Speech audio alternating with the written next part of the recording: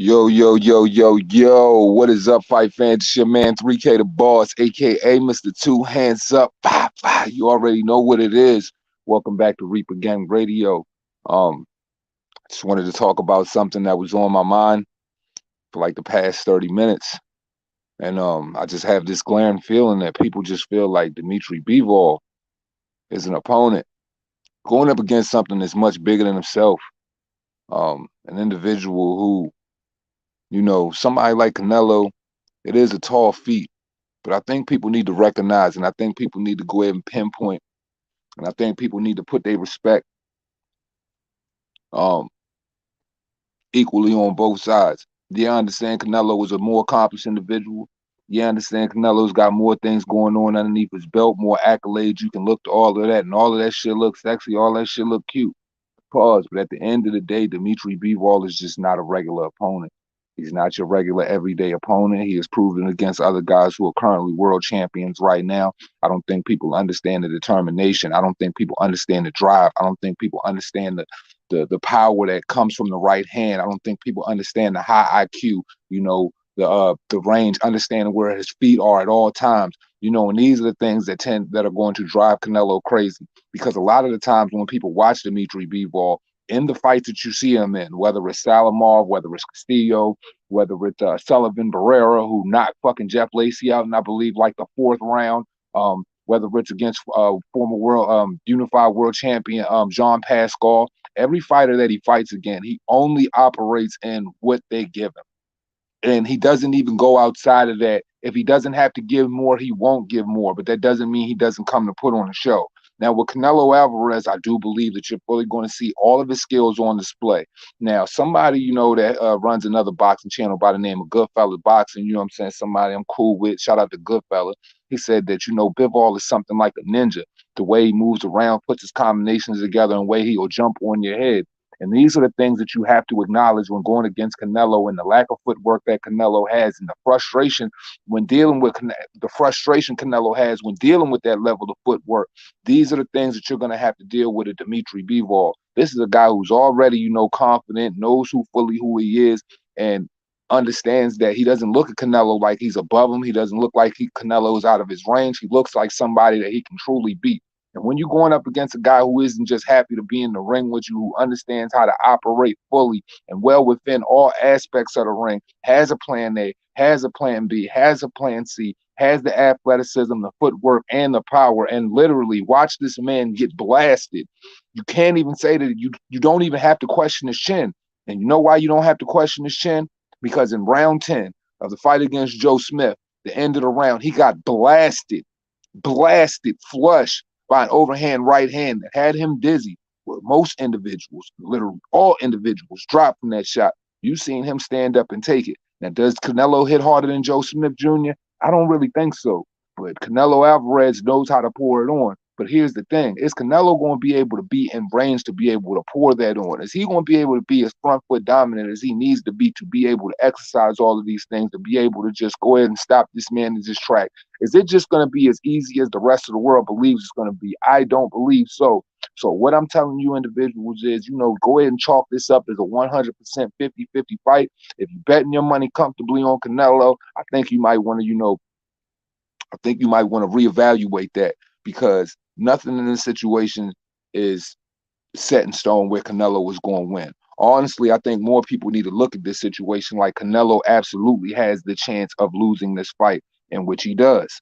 It's a realistic situation where a lot of people's favorite fighter can go home with an L in a very devastating fashion, because truthfully and wholeheartedly, you're going to see the footwork.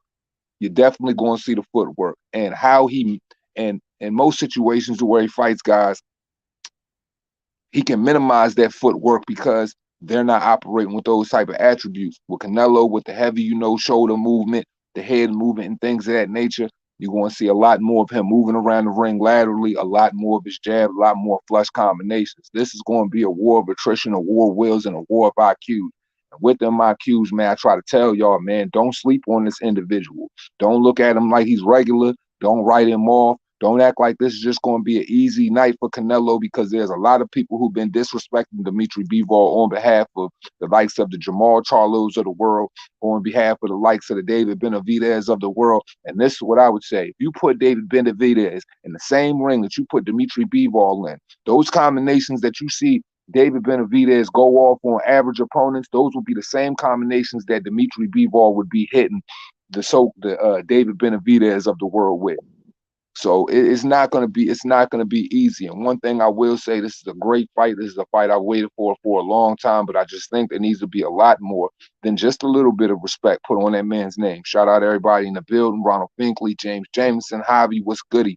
It's like I just worry about Canelo's body work, and then he goes upstairs to Bivol. Bivol has to throw cumulative combinations. That's absolutely correct. But when you're taller, rangier fighter, and you have the footwork, and you have the lateral movement, and you put forth together those combinations on a consistent basis. I mean, go back and watch the Joe Smith fight. Similar situation, less head movement, pretty much the same amount of footwork. Absolutely nothing for real. Canelo doesn't have that. So only thing Canelo can do is march forward, use that nice head movement that he has on the upper portion of his body, and try to nail him in the ribs and hope that he can push him back. But the one thing about Bivol is he stands mid-range and keeps his footwork right outside of your range, so where he can operate off of his jab, he can pop off of his hook, or what he loves to do is he loves to walk you into a shot that you don't even see coming. So, there's a lot of time in there that Canelo can get time. Canelo can get timed on a lot of combinations. Now, Canelo is going to have to be, Canelo is going to have to be notorious about consistently coming forward and constantly shooting shots at the body, consistently, nonstop. But the thing of that is, I don't know if he's going to be able to operate within that range with the type of angles that Dimitri Bivol is going to give him consistently and while maintaining that range. And then the thing about it is, Bivol can stand firm with you. He can stand firm with you, pop the jab on you, and shoot those combinations. But as soon as Canelo goes to shoot that hook, all it takes is one step back or one little small jolt back, and he can get right out of the range of that. So it just makes it a very tricky fight, and it makes it a very high IQ fencing match. And both of these individuals are going to have to go in their bag. They're going to have to definitely get in their bag. But honestly, I feel like, Canelo's going to eat a lot of jabs on May 7th. He's going to eat a lot of jabs, and a lot of those jabs could equate to a lot of rounds to where Dimitri Bivol can get off a lot of points. Now, if we go back to some of the matches we look at with Canelo with like Triple G, Canelo's had to go in two different fighting styles to try to adjust to that style. Triple G's a lot smaller. Triple G has to do a lot more, has to work a lot harder to get those shots off and getting in the pocket or maintaining the pocket to deal with a guy like Canelo. With Dimitri Bivol, all he's got to do is reach with that one right hand. So it's just a match that people are just really going to have to, tune into. I think that if anybody has a bet in mind, I think that they really going to have to assess the fight in the best way possible and understand that, like, any minute Canelo tries to reach for that hook, or any minute Canelo tries, consistently come forward, could be the time where Canelo is eating knuckle sandwiches. And he's going to have to eat knuckle sandwiches just to get in there. So it's just going to be one of those things to where we really going to have to see how it goes down. But Bivol's game is solid through and through. And with that solid game and with that solid IQ, I think that this is the moment, and this is the occasion that a guy like this, rises to. Because honestly, he's been waiting for this for a long time now. He's been waiting to get a guy like this in the ring. And I think that, as fighting fans, beyond anything, whoever your favorite is, whoever you pick to win, whoever you picking to lose, it's not going to disappoint. Bivol's got solid angles and jabs. Tough fight for Nello. Extremely tough fight, because one thing that I like to, let everybody know from my hypothetical point of view of what I've assessed from Dimitri Bivol, I don't think people have really seen the full extent of his footwork. I don't think people have seen the full extent of how this man works his jab. I don't think people have seen the full extent of his ferocity. Now, people are trying to downplay his killer instinct. Now, I would say that if people are downplaying this killer instinct, that's because they truly haven't paid attention to the killer instinct that the man has. Shizbiz salute, pound salute. Because go back to the Joe Smith Jr. fight and watch how Joe Smith Jr. was getting dirty on him, picked him up, slammed him, using a lot of dirty shots, doing a lot of dirty shit in the fight. And what did Dimitri Bivol do after the 10th round? Dimitri Bivol decided, you know what, in the 12, I'm just going to go ahead and show the world that I can knock this man out at will. So the killer instinct is definitely there. Um, he's just very solid. I mean, and look, one thing about Canelo Alvarez or fighting a guy like Canelo Alvarez, you can't just go outside of the script and just try to do some fucking wild extra shit. You have to, be very poised.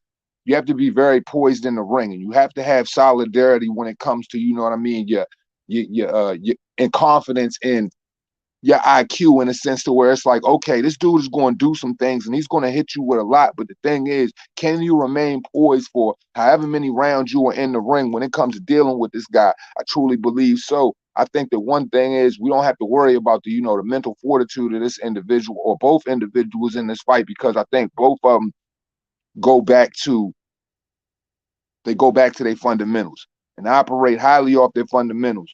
And it's carried them far. But I think that, once again, when it comes to sensationalizing, boxing styles, and when it comes to going inside the tool shed or whatever, when you have the level of operating with your height and the reach and being able to have that footwork, I think that you can go to a couple of extra things that the other guy can't.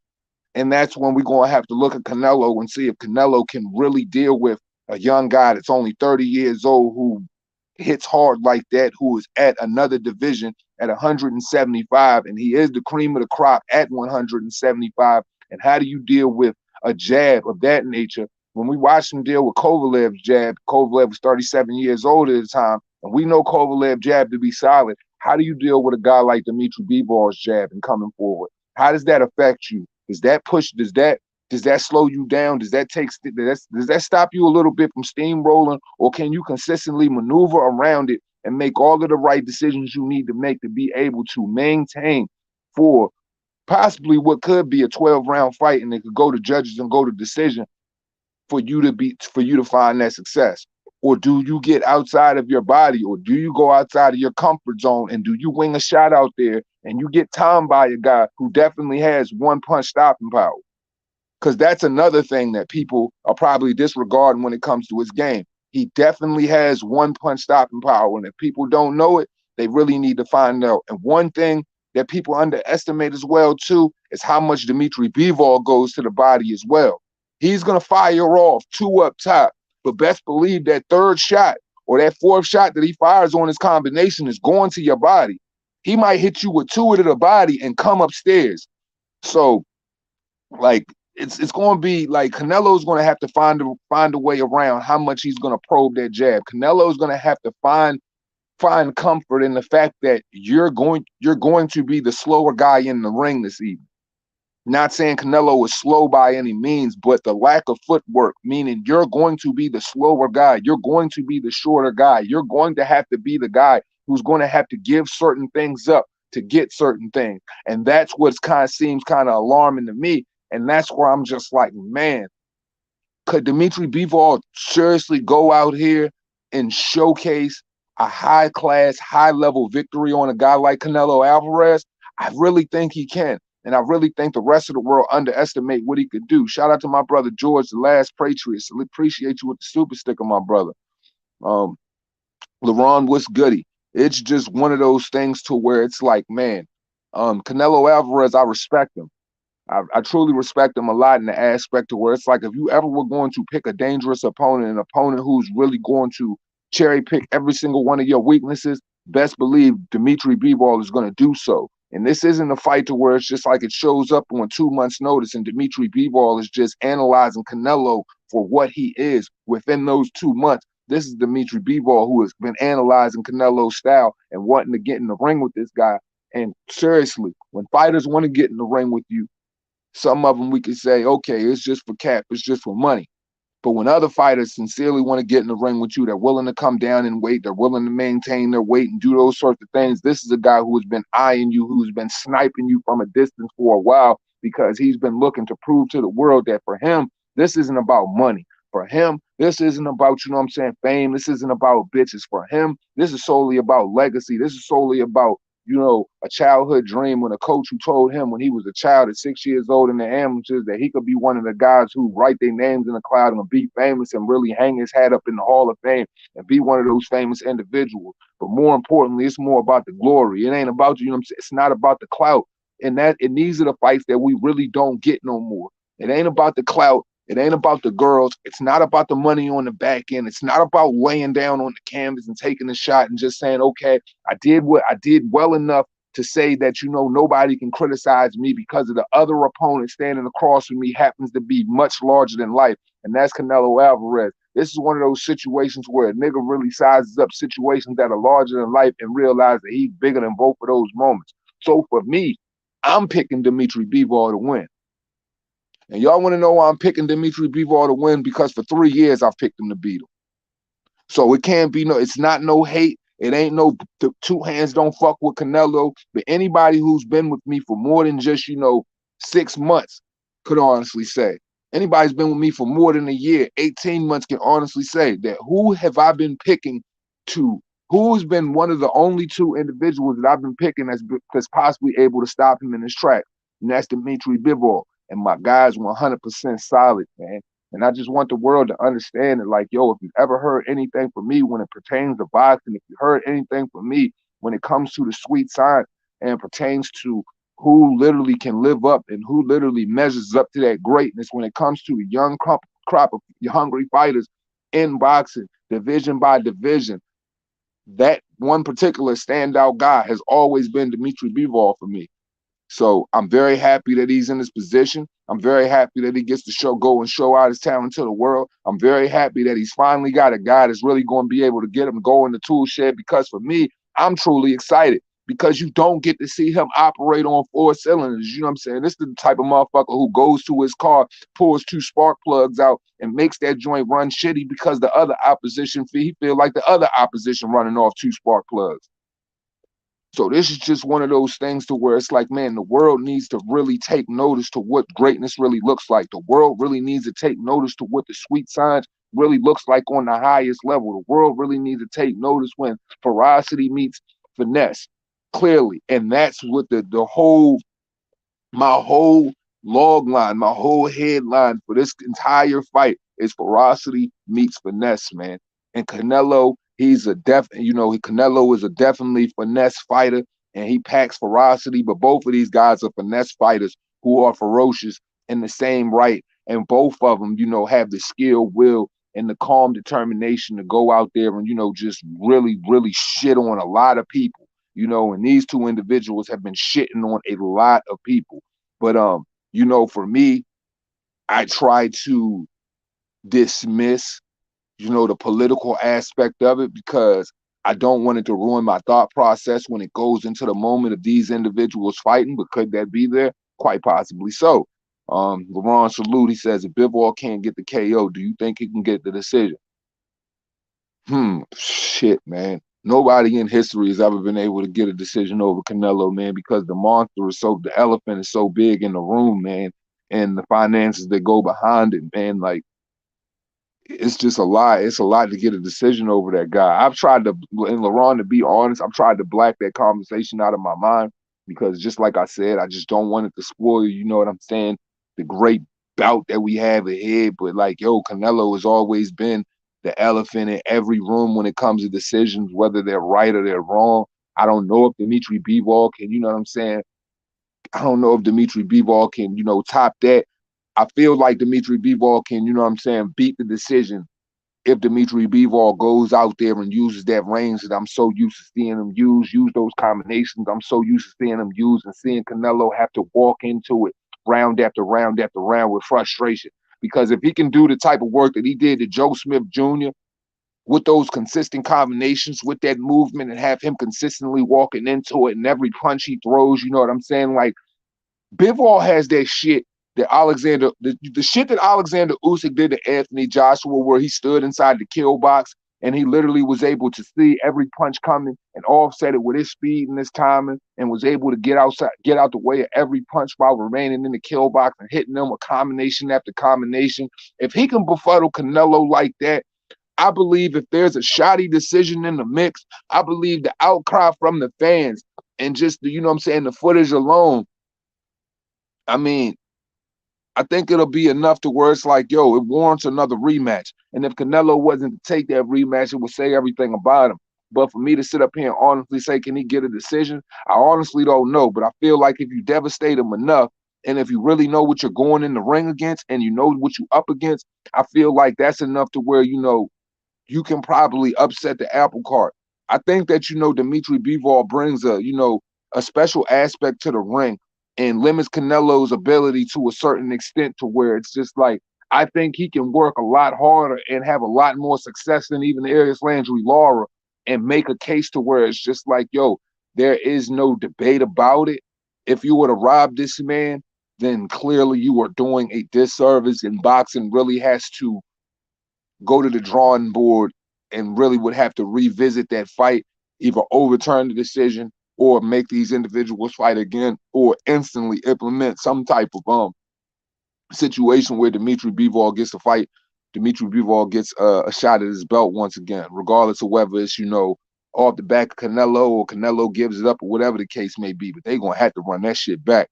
But I just feel like, man, honestly, man, I'm so confident in the kid's skills, man, that I think that Dimitri Bivol might make that shit to where it's just a landslide. Or it could be a night where Canelo hits him in the ribs, breaks his shit, come over the top with a shot, and, you know what I'm saying, knock him the fuck out.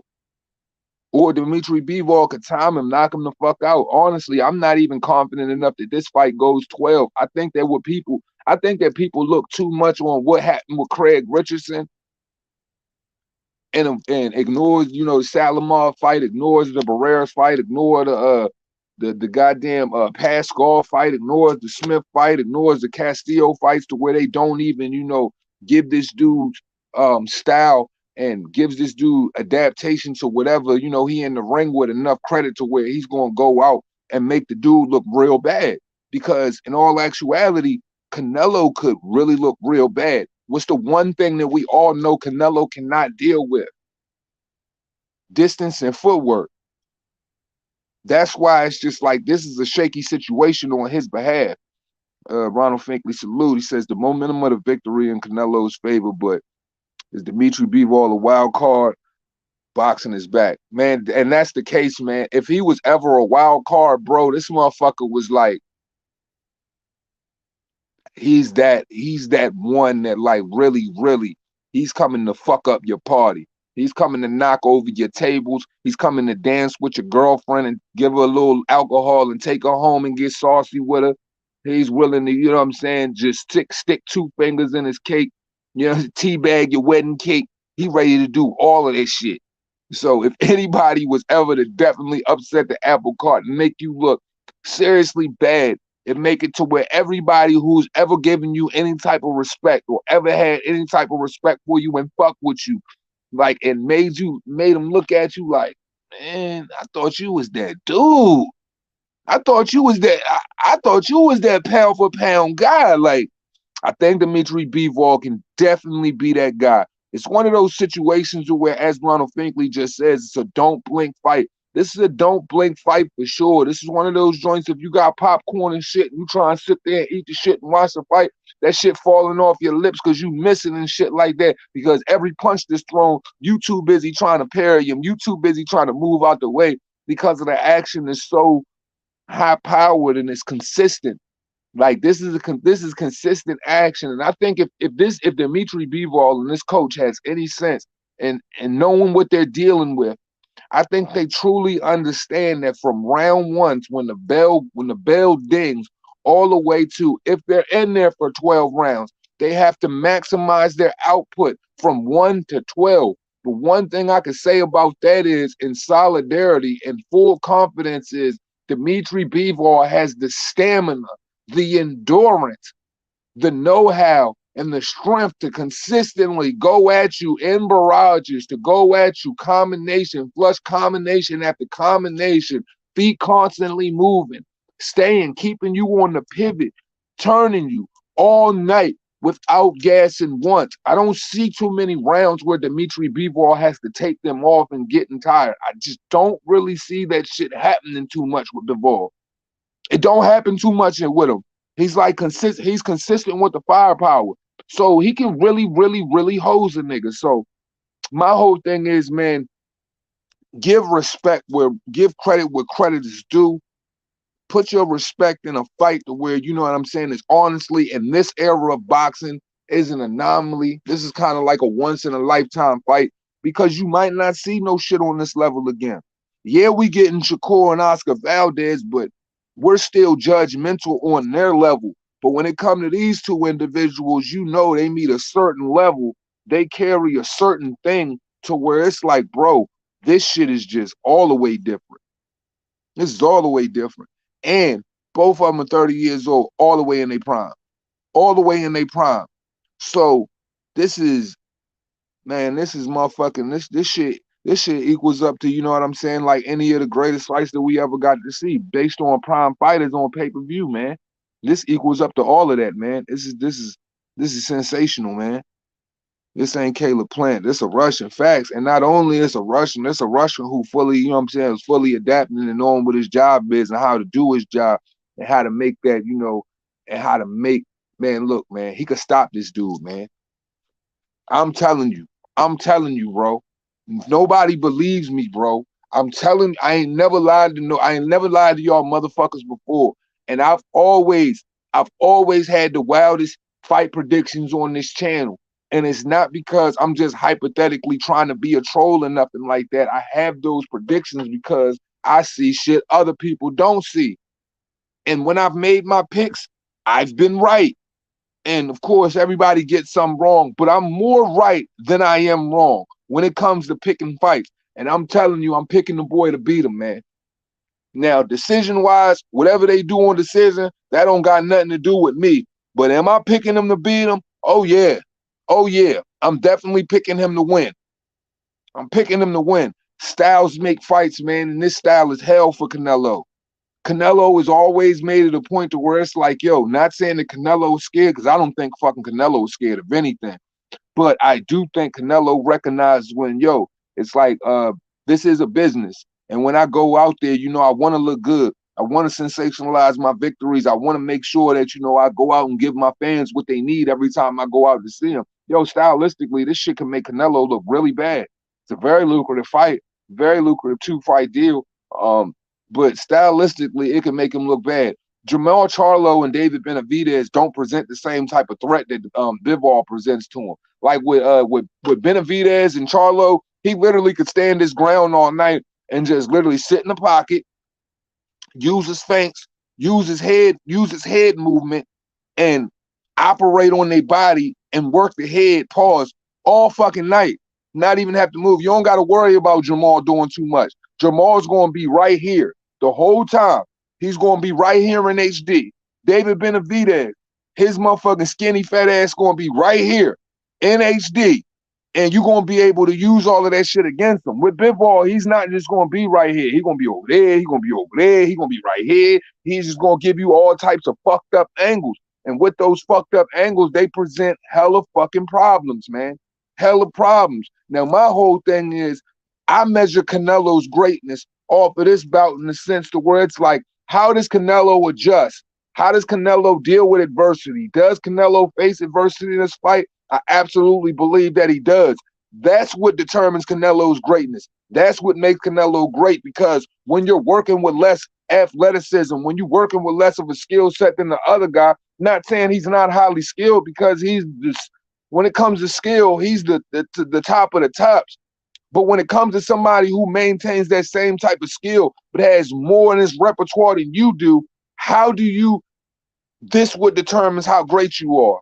Because when you facing that adversity, bro, like champions is forged by shit like this.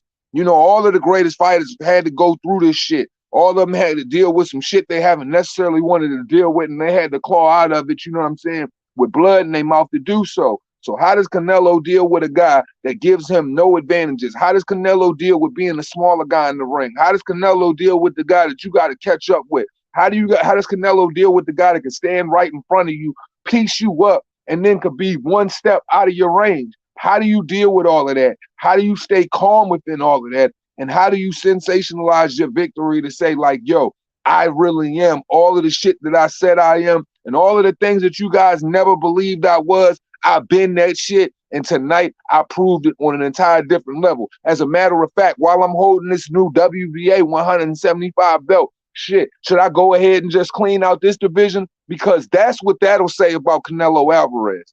That's what that'll say about Canelo Alvarez. I just went through the best that 175 has to offer. I don't care if Better Beef is there or not. Better Beef ain't this. Better Beef does a lot of things well, but I think that you got to deal more or less with Better Beef's pressure, and that's straight on than anything. Pressure and power. But this is pressure, power, speed, skill set, high volume punching, all of the above, and the ability to switch hit if you want to do so. So it's a lot. All he has to do is still be standing to get the win. I mean, we know in the life of Canelo, yeah, all he has to do is still be standing. But man, like I definitely have to take in consideration the weight in this fight, and I'm more than sure that Canelo ain't gonna be able to go out here. Canelo don't. He got Frank Sanchez and guys like that around him and stuff like that. Andy Ruiz could hit him, but Andy Ruiz is pillow fish. Frank Sanchez is a completely different thing.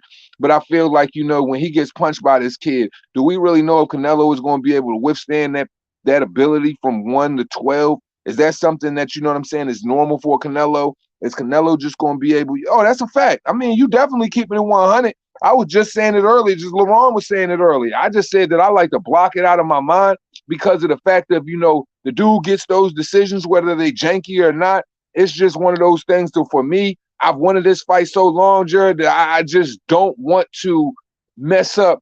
I really don't want to sprinkle that type of poison on, something I'm so excited about. You know what I mean? But it's always there.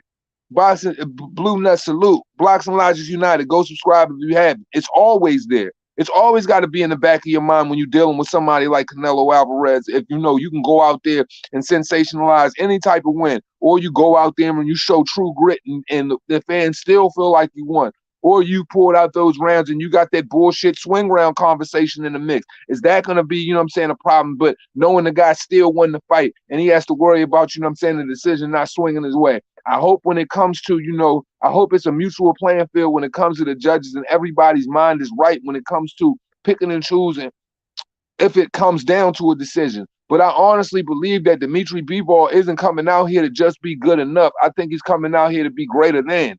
You know what I'm saying? So if that's the case, then I honestly see Dimitri Bivol possibly stopping him. I truly believe that he has the ability to stop Canelo. Now, am I picking him to stop him? I don't know quite yet. But the thing is, I just think that, he can overwhelm him enough, or he can present enough problems to where Canelo is, if he really takes all of, what Canelo does well away from him and stay outside of that range and presents that volume that we consistently keep talking about, I do believe that that's something that could really, really, really, really, really present Canelo the type of problems to where it's like, it could make him wilt. It could make him wilt, slow him down, you know what I'm saying, make him fall back. I just don't know if Canelo can take that punch or not. And it's like, once again, it's like when people underestimate this kid, or when people think that, this kid is just going to go out here and he's just going to look like, everything else we've ever seen, or people have the expectations of where it's like, oh, it's the Canelo show. You're going to get certain things that, the redundant type of outcomes that you used to. Man, I don't think this dude is coming to take part. I think this dude is truly coming to do what Conor McGregor says, when he made his, a surge, when he made his rise in the UFC. He ain't coming to take part. He coming to try to take over. And like, I think that, we realistically can look at this fight like this is a fight to where this individual was really coming to lay it all on the line, give 150%, show the world things they haven't seen before when it comes to his skill set, put the whole bullshit to bed when people try to rest their head on the Craig Richardson fight like that was his last fight. Like he just didn't go out there and just demolish Salamov for like 12 rounds straight, unanimous decision, beat all holy fucks out of that dude, and that dude couldn't even touch him the entirety of the fight. Like, cause, and more than none, Bivol goes out there and he makes people look bad all of the time. He makes former world champions look bad. He makes guys who are currently world champions look bad. It's just in his repertoire to do so. Bold and understanding salute, slide and counter salute. You know what I'm saying? And underestimate, and it's cool. And it's cool though, Slide. I want people to underestimate Bivol. I want people to think that Bivol is just a guy who's coming in, who's just going to see Canelo and he's just going to get, you know, slumped by his power, and Canelo's just going to walk him down and just chop him to the body. And it's going to be that same redundant conversation. Like he's not going to be able to bring more than what, you know what I'm saying, like Canelo can bring to the table. He already has more than what Canelo brings to the table. Like the table is set. All the motherfucker got to do is feast for real. All he got to do is feast for real. Like, because at the end of the day, all of that sweet little, you know, moving and shit Canelo be doing with his head when he be operating, when he operating, working on his defense and shit like that, or when he in the ring rolling off the shoulder and shit like that, man, Bivol gonna punch him in the shit. I'm telling y'all what I know. He gonna try to do all of that sweet little shoulder moving and shit like that, and Bivol gonna punch him 3 times in his shit and hit him in his body. Okay, you like rolling your shoulders a lot? You like being a dude that's rolling your shoulders? You like the upper body movement? You like showing off and trying to do the, you know what I'm saying, the slick shit? Watch how hard I punch you in your motherfucking ribs. Because the shoulders and the head can move all day. But one thing that always stays in center is what? Your stomach, your ribs, your chest. So go ahead and do all of that, because I'm going to fire off at your guts. I'm going to fire off at your ribs. I'm going to make sure that I do anything I got to do to slow you down, to let you know that you're going to stay positioned exactly where I want you. And if I want to pivot you, I'm going to pivot you. If I want to move you, I'm going to move you. And Canelo's just going to have to find the ability to do what he does best, which is, you know what I'm saying, wade that water, move forward, continue to press him, and continue to fire his shots off at the body, because Canelo's recipe to success in this fight truly is to come forward, use his head movement, hook off at the rib, consistently, you know, probe with his jab out there and try to find the body enough to where he drops his hands and hopefully the shot can come over the top. But I really don't think that, you know, Canelo punches with a speed that Bivol hasn't seen. I don't think Canelo is presenting anything that Bivol hasn't seen before, or something that is just so out of, you know, Bivol's element to where he can't deal with it. I really don't. Yeah, like that's crazy to me, because Bivol isn't just a headhunter. If you look at a lot of combinations Bivol throws, he usually mixes it up. It's usually 3 to 5 punch combinations, and a couple will go at your head, and then he usually, you know what I'm saying, like to touch you in the ribs a lot. Like, look at the John Pascal fight. John Pascal was dealing with a lot of jabs up top, and he really didn't know how to position his hands in this fight, because everywhere he was going with his hands, he was getting hit there. So he didn't need, it got to a point to where John Pascal didn't even want to open up, because the body work became overwhelming. You know what I'm saying? The straight right hands and left hands up top became overwhelming. So he really didn't know how to position his guard other than to do anything to act like he's a pearl. Jump in the shell. Just saying. I'm just saying. It's going to be, it's extremely, like, what Dimitri Bivol does is extremely difficult. And it's difficult in the aspect of where it's like, okay, what you thought you've seen when you've looked at him, what you thought you've seen when you've already judged whatever fight you've seen from him, that's only limited activity. Like when I watched this dude fight Craig Richards, when everybody was criticizing him for that fight, people don't even understand. People don't even understand, bro. That dude didn't even try. Like, do you know how sad that is when you get in the ring with an individual and you're giving them everything that you got, but this guy in front of you isn't even trying.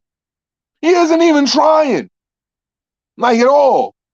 He ain't got to he don't have to, you know, exercise a lot of footwork. He don't got to, you know what I'm saying, like, overwhelm you with mad punches or whatever. He's literally just like, yo, I'm just going to go ahead and just skate through this shit, and I'm not even going to try. And then the thing about Craig Richards, too, is he has that, you know, that studious European style that's going to be in front of you. It's going to give you problems. It's not like you're going to be able to just go in there and just knock him the fuck out. Anybody who's solid in their fundamentals, they're going to give you a long evening in boxing.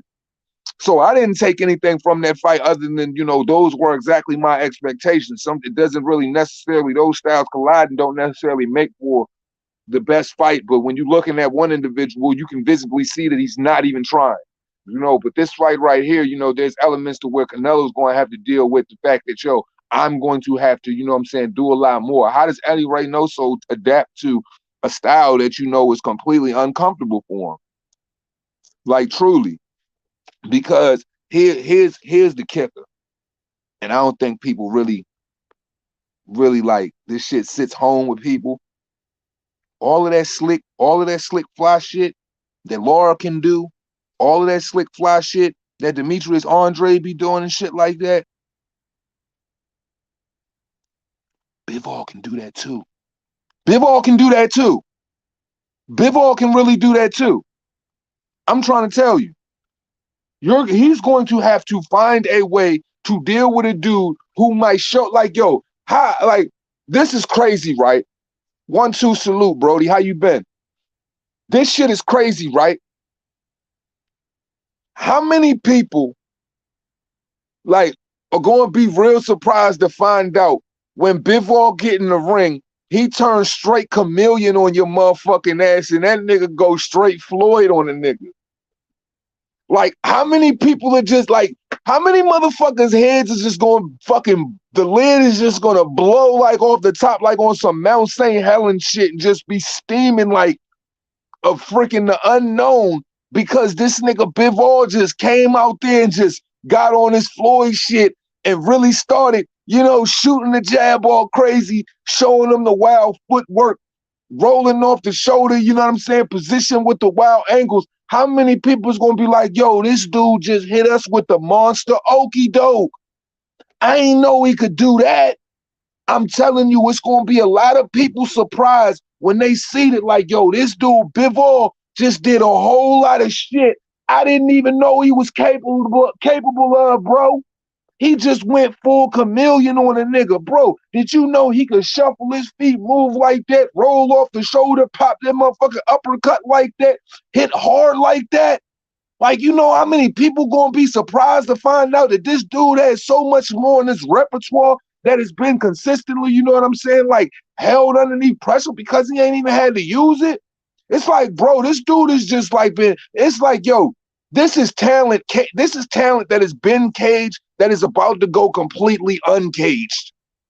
Like, this is like, yo, okay, I'm going up against a nigga that's like 5 steps ahead of everything that I usually, you know what I'm saying, that I only have to break out.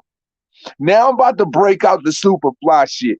People think we just going to see Canelo get in this fly bag, rolling off the shoulder, you know, exercising the head movement, but then Bivol going to shock the world with how fly he get in the ring. This shit is going to be nuts, so I promise you. This shit is going to be straight planners. I promise you. Because the dude is just going to show y'all some wild shit that y'all didn't even know that he was capable of, bro. I promise you that. I promise you, because I see it. I see it all of the time. Like, and it's just like he hits you with little flashes of it, and you just like, oh shit. Like, that motherfucker can do that too? Like, he can do that too. Like, come on, man. Like, tendencies are very shocking when you used to seeing everything that one guy has, but then there's a guy that's so fucking good, you don't even know how good he really is, though, or how far he can really fucking take it, and how much he really can fucking like put on and showcase for you in the evening. It went from that to ha ha ha slip ha ha ha slip, like, yo, it could go there. It could go there. Don't be surprised, because I really feel like, yo, the motherfucker is about to jump out his bag. Talent unfucking caged, man. Shout out to my bro 1-2. He said Canelo going to have to find Bivol to get his offense off and work extra on defense. Canelo takes breaks and fights in spurts. Bivol's pace will be a problem for Canelo. Absolutely. And that's what I've been telling people tonight. And I've been telling people this shit for a while, 1-2. It's like, yo, Bivol is so comfortable with understanding the range and every aspect of the ring. Like, his IQ is that high that Canelo is really going to have to come forward and understanding, like, yo, I'm going to have to take a lot to get a lot. And in those spurts where I'm taking breaks, I was just saying earlier, like, yo, Bivol doesn't take those breaks. Bivol's offense, his endurance and stamina is so fucking crazy that you never really have to see him take breaks. And if you really look at his stats, this motherfucker throws an insane amount of punches round by round by round by round. Like, this shit is fucking like, yo, it's going to be so crazy to see that, like, yo, how does Canelo adapt to this? And the level of respect, once again, The level of respect I have for I'm gonna have for Canelo to see how he deals with Bivol, and if he deals with Bivol in a sensational manner, it's gonna go through the fucking roof. Because when I say this motherfucker is gonna be tested, go ahead and put 2 tanks of gasoline in his hand and run him through hell with fucking gasoline draws on. That's the way he about to be tested come May 7th. This shit is gonna be prolific, bro. This shit's gonna be prolific, bro. Slide Encounter Salute says Bivol has great transition and engaged distance well, peppering you up with punches in sequence. Absolutely. And that's what makes him such a fucking terror for the style that is Canelo Alvarez, because the whole time Bivol is doing these things, he's sizing up the timing of every punch. And he knows exactly where he has to be. And if you notice anything about watching him, or if anybody studies any tape on Bivol, what's the one thing Bivol does very well? That motherfucker gets out of the way of punches, but he always stays within range of blitzing you with his offense. Like, this dude does not have to, he doesn't have to get fleet of foot or get outside of his positioning to mount his offense to be able to by staying defensive as well. He can stay well within his offensive bag and time your defense enough to where he could still say phone booth close, but it's still some worlds in between. However you gonna extend and get to him, man. It's phenomenal, man. Seeing that guy work, man. He brings a very, very, very, very special caliber of technique to the ring that I think that people sleep on and just think they're like, I don't know. Like, yeah, he can move a little bit. No, it's not just a little bit. It's a lot more than that. Like, for real. Like, this dude is a monster. And like, yo, like, motherfuckers really need to hamper that. Yo, I don't know if Bivol got a killer instinct, bro. If this was motherfucking, this is Nintendo 64 and this is Killer Instinct Gold, and that motherfucker about to go full on Jago on that ass. I promise. I promise. This is probably gonna Big Chocolate Salute. What's up with you, Brody? He said it's probably gonna be Canelo's hardest fight because Bivol can fight. Absolutely. I've been telling people from day one, if Canelo Alvarez has the cojones to entertain this type of fight, this is going to be the type of fight to where you finally see Canelo tested. You know, Canelo, you know, people don't really give Canelo too much or talk too much about, you know, the trials that and tribulations that Canelo went through with Triple G, because people feel like he kind of made that up on the back end on the second fight, where I kind of feel differently. But I feel like, you know, Laura tested him somewhat, but I feel like Bivol does all of that shit Laura does, and it translates a lot differently at a much bigger size, with longer dimensions, with excellent footwork, with a beautiful pivot game, with combinations that don't just fly off from a 1-2. He can put 5 together, he can put 6 together, he can level them out top to bottom or center match. He can do all of those things, and these are the things that are going to drive Canelo insane. If he was frustrated fighting Laura, feeling like he was chasing him down, I promise you're not going to have to look too far for the ball, but you might have to pick your motherfucking face up off the floor, because you can. And this is the thing, Canelo's going to have to walk to it. He's going to have to walk to it. He's going to have to pace it, because Canelo likes to do one thing that we know he does in every fight. He puts pressure on the front foot to where he most likely 99.9% of the time, he owns the ring as the ring general, and he makes people operate at his pace. He's not going to be able to do that to Bivol. And if he's able to do that to Dimitri Bivol, make him operate at his pace, make him slow the fight down to where Canelo can really use those hooks at the body, really come upstairs and launch that attack, or get him caught up to where he's so pressured to where, you know, he ends up in a situation like Caleb Plant, pinned and get caught with a, you know, with a shot that sleeps him. That would be very, very shocking. And I would have, you know, hella respect for that shit. But I truly don't believe that Canelo is going to be able to own the distance in this fight, or own the fact that he wants this guy to operate off this timing, or really, you know what I'm saying, like move how Canelo want him to move. Like, Canelo is really good at positioning the chess pieces in the way he wants to on the board, and making those guys do exactly what he wants to, so he can go ahead and checkmate the whole shit. But I feel like, you know what I'm saying, like yo, Dimitri Bivol is that Queen's Gambit, that motherfucker that's really going to take you up out your element, and Canelo might be susceptible to doing things that he doesn't really do. And that, for me, will be very telling about Dimitri Bivol and his style. It's going to be a very, very sensational fight. Shout out to Bold and Understanding. He was like, if Bivol beats the brakes off Canelo and it goes the distance, then the fight is going to be a draw. Yo, we've been saying it. Yo, the boys been saying that shit all night because it's one of those things to where it's like, yo, you don't want to focus on it. You really don't want to focus on it, but it's one of those things you don't have no choice but to look at and look to and be like, man, we already know shit be getting shaky with Nello when it come to these decisions, when it come to these judges and shit like that.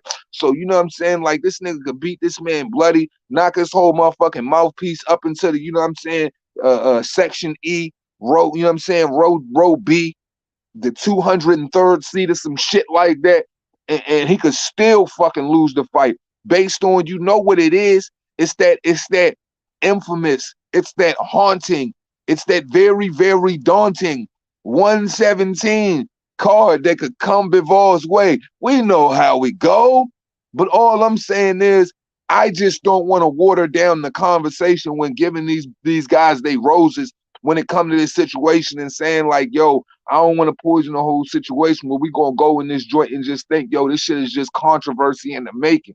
Because I know there's a lot of people who thinking that like, yo, who really hardcore boxing fans who know what Bivol brings to the table that are truly thinking like, yo, this is just this one of them, man. It's one of those ones where Canelo just, you know, it's going to be a controversial decision no matter how it work out. Why would Canelo take this fight if he don't already got his, you know what I'm saying, if he don't got his T's crossed and he got his I's dotted? You feel me? Like, I feel like people could really, really, like, really be under that impression. And I would just like to think that, you know what I'm saying, like, yo, bro came to fight, you know what I'm saying? And regardless of whatever, like, yo, Canelo come to fight. I don't want to put this shit on Canelo where it say, like, yo, because Canelo can't help. Because here's another thing, too, and I don't think people, like, really, you know, give Canelo this respect in this regard, but Canelo can't help who he is. Canelo can't help that he's the biggest, most marketable fighter in the world. Canelo can't help it that, you know, he has all of these sponsorships. Yo, he built himself up to be the guy that he is. So even if Canelo wants to go out and fight straight up and wants to win or lose and go out on his shield as he's supposed to, as he goes out on his shields and, you know, he sensationalizes victory, or as he goes through those trials and tribulations in the ring time and time again, as why, because he has to go through that pressure, whether he's in the ring for one round or he's in the ring for the whole 12 to go to the decision. Like, I don't want to hang my hat on and saying, yo, that's Canelo, because at the end of the day, he can't help the figure that he is. He can't help that he's larger than life in boxing. So people could go ahead and just, you know, write that thing up in his favor, even if he loses, just because of the fact that Canelo made himself who he is. So when you that larger than life figure, man, that's what comes with it. Whether we as fans get fucked over by it, or Canelo don't even want nothing to do with shoddy decisions or not, whether he would like to take his loss on his head like a man, because he go out there and he fights like a man. So it's one of those things where it's like, yo, I'm gonna give him, you know what I'm saying, the benefit of the doubt, because I think that we all got to understand that boxing, we know how boxing get down. So it don't necessarily have to be Canelo who's rigging the shit. He's just a fighter. He's just the one going out there to perform. And when the shit come down crazy, of course, you know what I'm saying, we look at him different because the decision went in his favor. But that don't mean that he's responsible for it. You know what I'm saying? He can't just help who he is. He is who he is. He greatness in his DNA. You know what I'm saying? The ladies love him. You know what I'm saying? The men respect him. And in the boxing world, we enjoy to watch him fight. So at the end of the day, man, heavy is the head that has the crown, man. And with having that crown, a lot of shit go with it. And it's a lot of people, you know, doing snake shit behind the scenes that's got a lot of money on, dude, that put that shit up, who put these types of things in motion. So I don't necessarily want to, you know what I'm saying, always make it seem like Canelo is the one, or it come off, or it's conveyed like Canelo was the one solely responsible for, you know what I'm saying, like motherfuckers getting draws when we feel like they should win the fight. Or, you know, the cards are so outlandish and so crazy, it all falls on his shoulders. You know what I'm saying? Low-key, Kovalev controlled the distance very well until he gassed. He doesn't have half the footwork or speed or lead hand Bivol has. Absolutely. And I was alluding to that earlier. And that's what I'm saying. Like, And Bivol was a damn near 38-year-old fucking fossil in the ring who literally just came off of getting his motherfucking head rocked and almost getting knocked out by Dimitri, by Anthony Yard. In like the 8th or 9th round, Anthony Yard almost knocked him out until he gassed himself all the way out. That's when Tunde Ajayi was like, empty out the tank, Ant! Empty out the tank, Ant! Empty out the tank! You know what I'm saying? So it's like, take that guy and how that guy was, probing the jab consistently, controlling the range all night in the fight, and finding his success. Now, you know what I'm saying, sprinkle the things that Dimitri Bivol do in there. Man, it gets a lot different. I'm telling you. See, I think, and listen, I truly think this is the reason why that fight was secured at 175 pounds. Now, you know what I'm saying? Hypothetically speaking, nobody shoot the messenger. This is just how the fuck I feel, Canelo fans. You know what I'm saying? Like, I feel like Canelo wouldn't have took this fight at 168 pounds because, all of the titles at 168. So if Canelo loses this fight at 175 pounds, he can still go back down to 168, claim his undisputed titles, and still have, all that's going on down there. So I don't know. Maybe this joint might not be this might not be one of those shoddy situations where we see the fucked up judging and where we see the, people playing guys out who really go out there and put in work. Because the one thing that's truly frustrating for me, fuck the bad decisions and all of that. It's a contact sport, bro. People going out there, blood, sweat, and tears, cutting dangerous weight, doing all types of motherfucking, next level fucking tough guy shit to get in these positions, to garner these paydays and get these wins. So when I see dudes in combat sports and they go out and they get robbed and shit like that, that's what bothers me more than anything. It's the prep that goes into this shit 3 months at the time. It's all of the grueling, exercises, all of the hard work you put in the gym, all of the nutrition you gotta put in, down to the cutting of the weight, to showing up at all of these appearances and everything, and then making sure that you mentally on point, everything that everybody asks you to do, and then having to get in the ring one night and be perfect and show out, and then you get robbed for it. Whether you the little guy, the big guy who gets robbed, it don't make it right, because this is a sport that can really kill you, bro. It can really kill you, bro. So shame on them people that sell their soul and rob motherfuckers that they know can win. Because I damn sure know that motherfuckers who judging have to go through a certain process to even be able to take that seat, to be able to understand where they give points, where they don't give points, how their fucking system is set up on how they judge people. So I ain't with all of that bullshit when motherfuckers be robbing dudes, when these motherfuckers is in there getting hit on and you just sitting back watching like, you know what I'm saying? This ain't no motherfucking Mr. Rogers Neighborhood or something like that where it's just a walk in the park. Nah, this is life or death type shit. And shout out to those people who lost their lives, and their lives have been completely altered by boxing. So take that shit into so when I take that shit into consideration, that shit really, really frustrates me to no end, because I'm just like, bro, this shit should not be going on, especially in a sport like this where people's lives are really affected by this. Especially when you do everything that you're supposed to do. You're supposed to be respected by that, and that decision should determine that respect. You know what I'm saying? Like, that decision should show how you respected by all of the fucking work you put in. Your 2-a-days, 3-a-days, whatever the fuck you doing, showing up at the gym, all of your endurance work you doing, your strength work, all of that shit, bro. Like, let's take this shit into consideration, man. We motherfucking going out here and people robbing people, man. Shit is bullshit, man. How much longer you on, champ? Shit, I'm about to wrap this up. I'm about to wrap this up in a couple minutes now. So, you know what I'm saying? I'll be off in like 5 minutes. Joe Boxer, salute, family. Virtuoso, what's goody? Bivol gonna go ultra combo. Yeah, man. Yeah, man. Like I said, Virtuoso, man. Like, you gonna see everything that this dude does on display on the highest level, and every bit of the way we see Bivol work and sensationalize all his victories. I think we've only seen a small portion. Now we get to see, you know what I'm saying, the beast fully untamed, the beast fully unlocked, really in the ring, going crazy, going ham on his opponents, and showing and getting to show all the tools in the shed. Because one thing I feel about fierce warriors, boxers specifically, when a boxer is in a position to where, that he's always wanted to be in, that one big fight against that one big test, You know, that one that defines you, that, you know what I'm saying, if this was Norse mythology, you know, that would to give you the title of a warrior, to where if you died, you would go to Valhalla with the rest of the greats. You would be more than willing to put all your skills on display.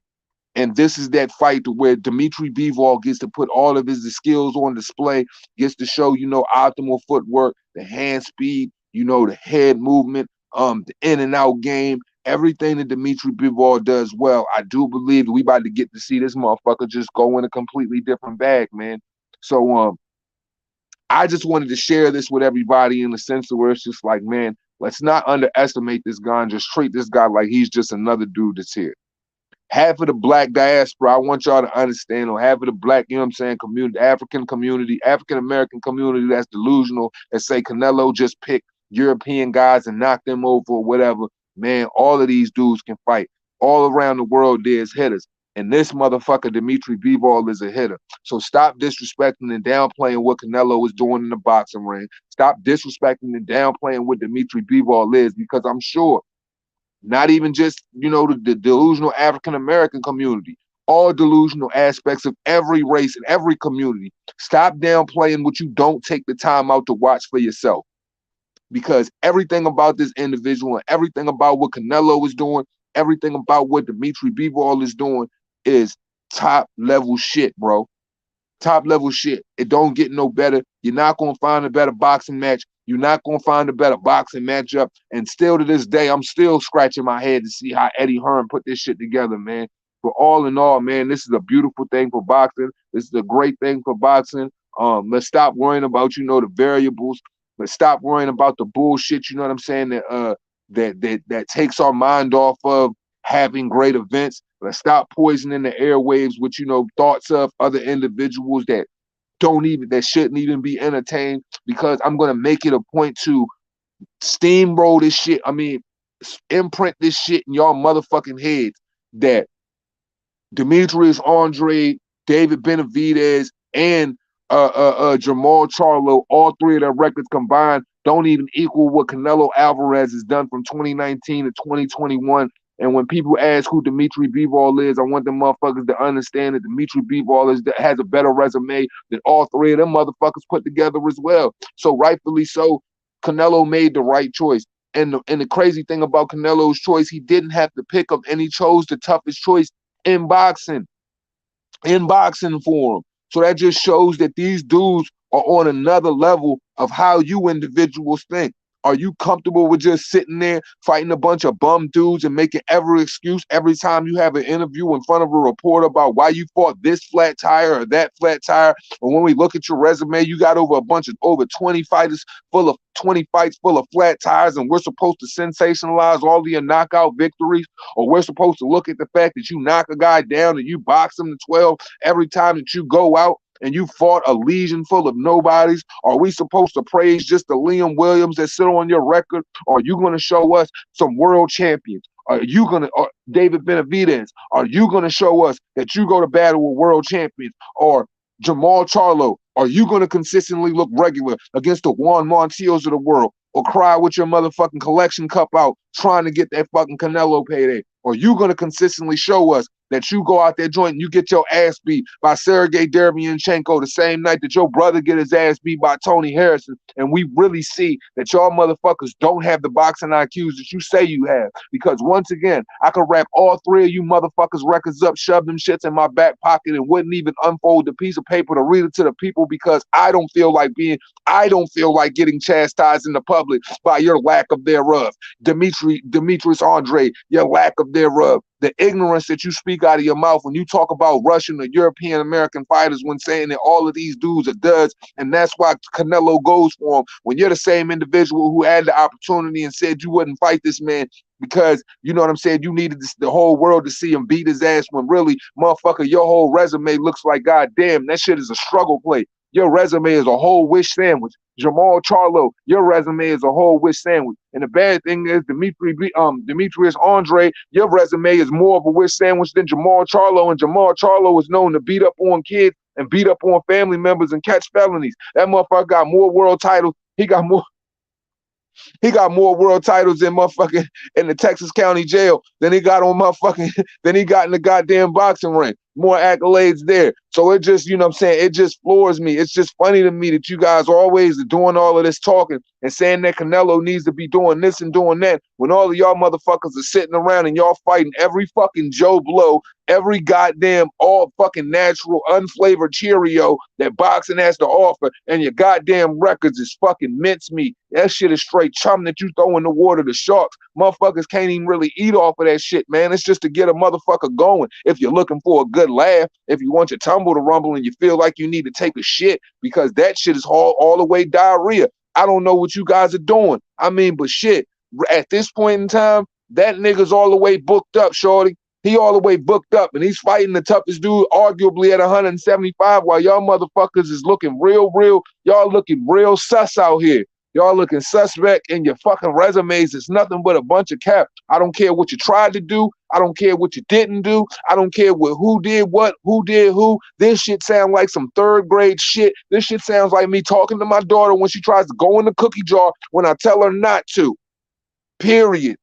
I don't want to hear it. You guys are grown-ass men. Find a way to get to the table and fight one another. This isn't no round-robin theory, because at the end of the day, when Canelo Alvarez is fighting the Dimitri Bivols of the world, how the fuck can anybody say that he's scared of the David Benavidez of the world? How the fuck can anybody say he's scared of the Demetrius Andres of the world? How the fuck can anybody say he's scared of the freaking Jamarshmallow Churros of the world?